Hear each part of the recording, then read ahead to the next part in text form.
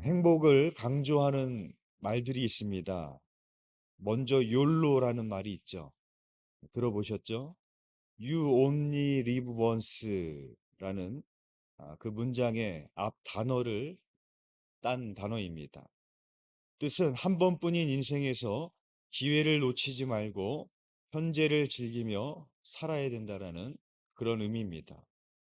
두 번째로 휘게라는 그런 말도 있습니다. 덴마크어로 단순하고 소박한 라이프 스타일을 통해 편안함과 만족함을 느끼라는 그런 의미입니다. 예를 들어서 가족이나 가까운 친구들과 차를 마시면서 여유 있는 시간을 보낼 때 이것을 휘게라고 말합니다. 또 소확행이라는 말도 있습니다. 무라카미 하루키의 랑겔한스 섬의 오후라는 수필에서 나온 단어인데 작지만 확실한 행복의 준말입니다.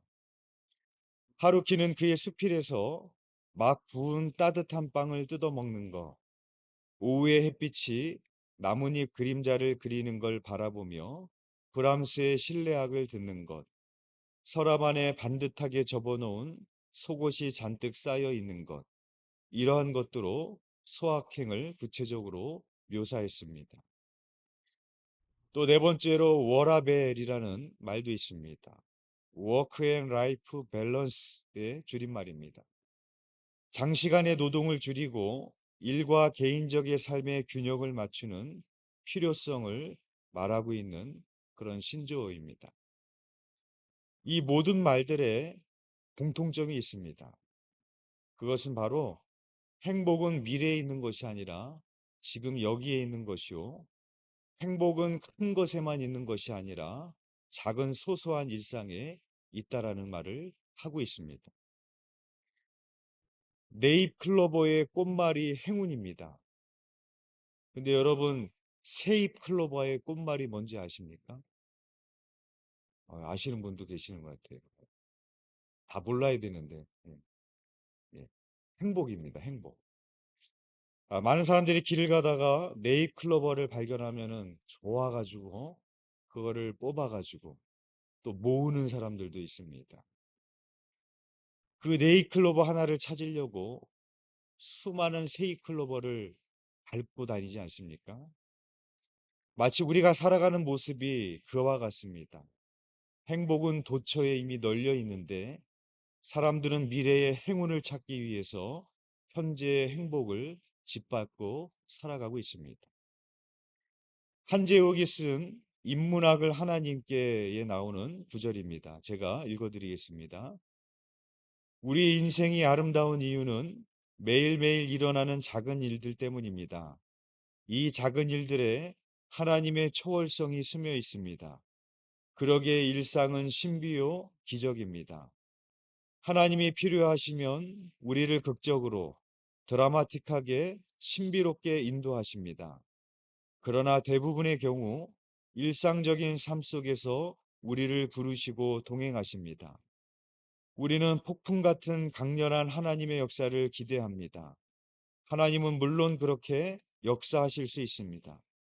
그러나 하나님은 대부분 폭풍 대신에 나비를 보내십니다. 영성이 깊은 신앙인은 하나님이 보내주신 나비의 날개짓에서 훗날 일어날 폭풍을 봅니다. 신비로운 일상을 보십시오. 해가 지고 뜨고 바람이 부는 사소한 일. 그러나 이것은 가장 신비롭고 위대한 일입니다. 오늘 해가 뜨지 않으면, 오늘 바람이 불지 않으면 그것이야말로 큰일, 종말입니다. 작은 것을 볼 줄 아는 능력, 이 작은 것들을 보고 감사할 줄 아는 사람이 신비로운 사람입니다. 라고 말하고 있습니다. 오늘 본문에 보면은 바로 이 작은 것을 볼 줄 아는 능력, 일상에서 신비로운 것을 볼 수 있는 사람이 나오고 있습니다. 바로 다윗입니다. 오늘 시편 8편에 보면은 시작과 마지막이 동일한 말로 반복이 되고 있습니다. 여호와 우리 주여, 주의 이름이 온 땅에 어찌 그리 아름다운지요. 그 시의 시작과 끝을 이렇게 찬양과 감탄으로 반복하고 있습니다. 위대한 예술품에는 그 예술품을 만든 작가의 이름이 기록되어져 있습니다. 주의 이름이 온 땅에라는 말의 의미는 다윗이 이 세상의 모든 만물들을 보면서 그 하나님이 만드신 작품임을 노래하고 있는 것입니다. 그 모든 곳곳마다 하나님의 이름이 있구나. 저거를 만드신 것이 하나님이시구나. 그것을 깨달을 수 있는 눈, 그것을 바라보면서 감사할 수 있는 눈, 그렇게 하나님 앞에 찬양과 영광을 돌리고 있습니다. 스페인의 가우디라는 유명한 건축가가 있습니다. 스페인은 가우디가 먹여 살린다 라는 말을 할 정도로 스페인에 가면 무조건 가우디가 만든 그런 건축물들을 보고 오게 됩니다. 가우디가 설계한 건축물들의 특징이 있는데 직선이 아닌 곡선을 많이 사용했습니다. 그래서 가우디는 직선은 사람의 디자인이고 곡선은 신의 디자인이다. 그렇게 말을 했습니다. 유영석 씨가 만든 노래 네모의 꿈이라는 그런 노래가 있습니다. 네모난 침대, 네모난 창문, 네모난 테이블, 네모난 책들, 네모난 칠판, 네모난 집들. 모든 것들이 다 네모나다. 이런 그런 세상에서 우리가 살아간다라는 노래인데 사람들이 만들어내는 것을 보면 어찌 보면 정말로 일정하게 규격적으로 직선으로 사각형으로 그렇게 편리하게 만들어내는 것을 봅니다. 그런데 하나님이 만드신 디자인들을 보면 곡선뿐만 아니라 너무나도 다양하고 아름답죠. 지구, 구름, 태양, 꽃들 저마다 하나님께서 아름답게 디자인을 하셨습니다. 또 이 가우디가 설계한 건물들에는 특징이 있는데 이 가우디가 그 아름다운 건축물들의 모양을 어디서 가져왔는가 하면 하나님이 만드신 자연의 모습에서 모방을 했습니다. 그 건축물에 보면 동물의 뼈, 야자수, 버섯, 곤충 이러한 자연의 모습을 많이 설계했던 사람이 가우디였습니다. 가우디는 이렇게 말했습니다. 예술가는 작품을 만드는데 도움이 될 자연을 찾아내어 창조주와 협력하는 것뿐이다. 그렇게 말했습니다. 가우디는 뭐라고 말하는 것입니까? 이 세상의 최고의 디자인은 자연에 있다라는 것입니다. 왜 그렇겠습니까? 하나님께서 가장 뛰어나고 위대한 디자이너이기 때문입니다. 가우디가 위대한 건축가가 될 수 있었던 이유가 무엇이겠습니까? 그거를 꿰뚫어 볼 수 있는 눈이 있었기 때문이었습니다. 위대한 시인도 그렇고 위대한 화가들도 동일합니다. 우리는 별로 관심도 갖지 않는 것인데 우리는 늘 보는 대상인데 늘 보는 하늘이고 늘 보는 꽃이고 늘 보는 물인데 위대한 시인과 위대한 화가들은 그거를 보면서 거기서 위대한 시상을 떠올리고 위대한 구도를 찾아내고 조각가는 거기서 위대한 조각품을 볼 수 있는 눈이 있다라는 것이 우리와 차이인 것입니다. 시편 8편의 내용들을 보십시오. 다윗이 지금 뭐 엄청난 일이 있어서 하나님을 찬양하는 것이 아닙니다. 지금 홍해가 갈라졌고 반석이 터져서 물이 나왔고 내 병이 나았고 뭐 이러한 이야기가 아닙니다. 다윗이 지금 하나님께 찬양을 올리고 있는 내용들을 보면 하늘을 보며 달과 별을 보며 모든 소와 양과 들짐승과 공중의 새와 바다의 물고기를 보면서 하나님께 찬양과 감사를 돌리고 있습니다. 이러한 자연들은 언제나 내 주위에 있었던 겁니다. 아니, 내가 이 세상에 존재하기 전부터 태초부터 이미 있었던 것들입니다. 그러나 다윗은 너무나도 일상적인 것들에 대하여서 찬양과 감사를 드리고 있습니다. 한재욱 씨가 말했던 것처럼 너무나 일상적인 것 같지만 그것을 자세히 들여다보면 너무나 신비롭고 위대한 일이기 때문에 그렇습니다.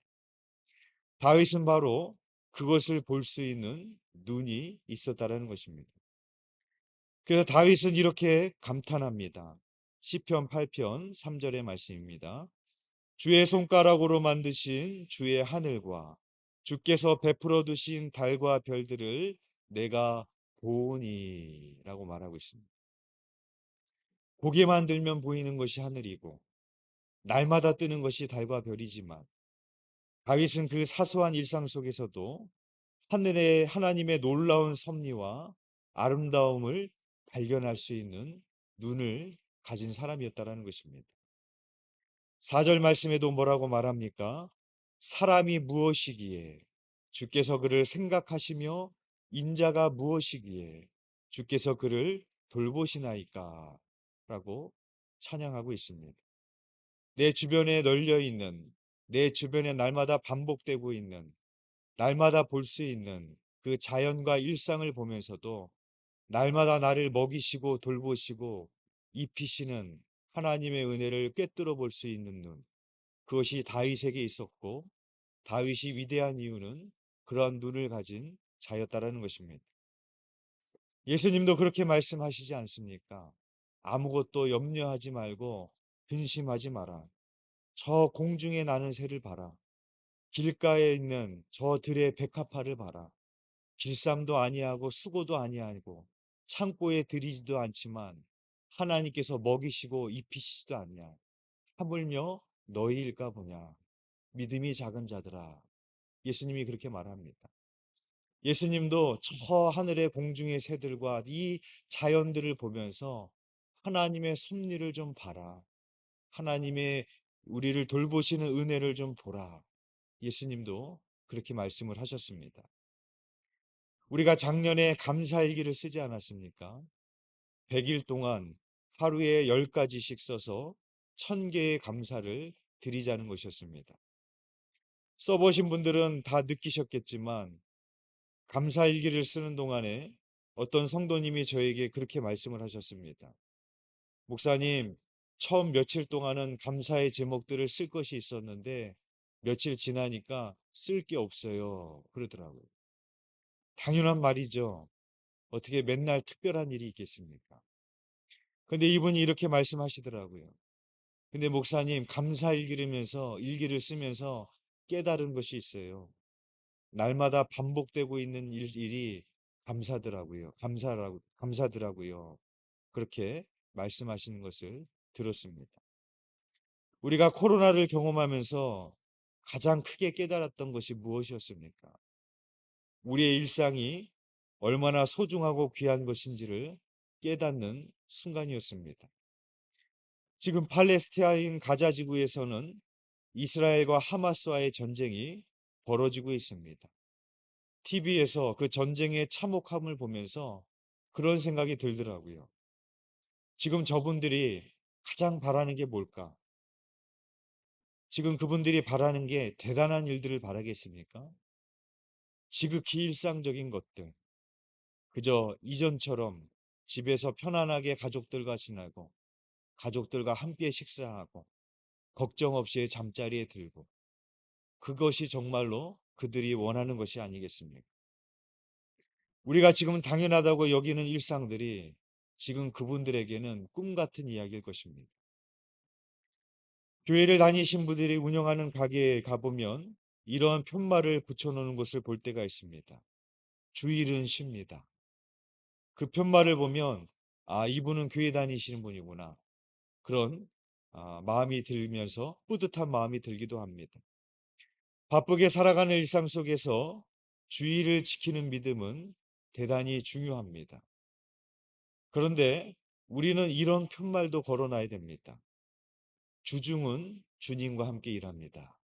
이런 편말도 걸어 놓으실 수 있어야 됩니다.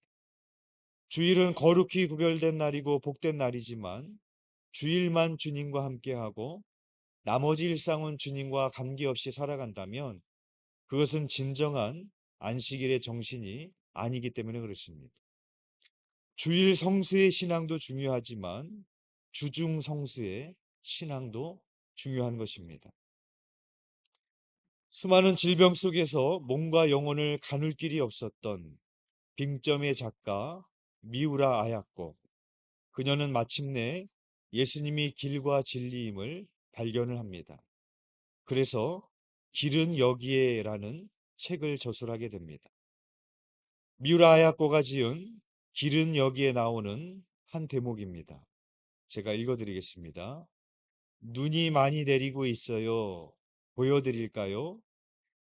그는 잠긴 문을 열어 젖히고 안뜰에 내린 눈을 보여주었다. 추우니까 이제 닫읍시다. 손거울로 뜰을 비추며 하염없이 바라보던 내게 그는 부드럽게 말하고 조용하게 잠긴 문을 닫고 돌아갔다. 라는 그런 짧은 글입니다. 미우라 야야코는 몸이 아파서 방 밖으로 나갈 수 없었습니다. 그런데 달빛과 하얀 눈이 너무나도 보고 싶어서 손거울을 방 밖으로 내밀어서 바깥의 풍경을 보았다고 합니다. 손거울에 비친 눈과 달의 모습을 바라보고 있는 그녀의 모습을 한번 상상해 보십시오. 애처롭다기보다는 고귀해 보입니다. 우리는 그녀를 통해서 달빛과 눈을 마음껏 볼 수 있다는 것이 얼마나 감사한 인지를 깨달아야 될 것입니다. 나무가 모여서 숲이 되듯이 일상이 모여 일생이 되는 것입니다. 우리가 서 있는 이 자리가 감사의 자리요, 꽃의 자리요, 큰 기적의 자리입니다. 다윗처럼 일상에서 하나님의 임재를 체험할 수 있고 하나님의 아름다움을 볼 수 있는 눈이 있고 하나님께 감사와 찬양을 돌리는 입술이 있으시기를 주님의 이름으로 축원드립니다. 기도드리겠습니다.